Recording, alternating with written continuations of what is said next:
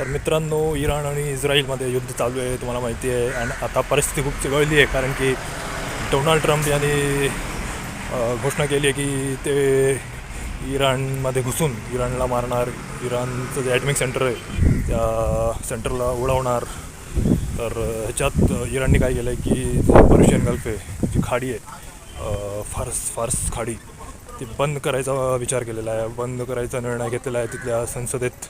तर त्याने काय होईल आहे की खूपसे म्हणजे ऑइल, म्हणजे गल्फमधलं जे ऑइल आहे, जे तेल, आपण ते कच्चं तेल जे असतं ते तिथूनच दुसऱ्या देशांमध्ये पाठवलं जातं. आणि ती जर खाडी जर बंद झाली, पॅसेज जर बंद झाला, सगळीकडे महागाई होईल, कच्चं तेल महागेल, ज्यामुळे कमीत कमी एशिया खंडात तर पेट्रोलचे दर वाढतील.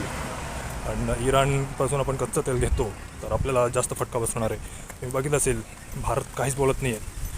नरेंद्र मोदी ह्या इस्रायलबद्दल, या युद्धाबद्दल काहीच बोललेलं नाही आहे, कारण की इराण पण आपला मित्र आहे आणि इस्रायल पण आपला मित्र आहे. कुणाशीच आपण भांडू शकत नाही, म्हणून गप्प बसलेत सगळे.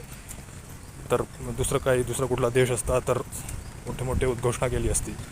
नरेंद्र मोदींनी आता सध्या गप्प बसलेत सगळे, कारण की आपल्याला तेल घ्यायचं इराणकडून, आपण काही विरोधात बोलू शकत नाही. तर असं होर्मुझची खाडी, फार्स खाडी, ती बंद करायचा निर्णय घेतलेला आहे. कुठलेच जहाज तिथून जाणार नाही, ऑइल टँकर जाणार नाही, त्यामुळे वेळेवर आपल्याला कच्चं तेल भेटणार नाही, ज्यामुळे तेलचे जे दर आहे ते वाढणार. आत्ता सध्या काहीतरी 103 रुपये प्रति लिटर चालू आहे. आता भविष्यामध्ये 110 लिटर, 120 लिटर पण जाऊ शकतं आहे. तर याच्यासाठी तयार राहा.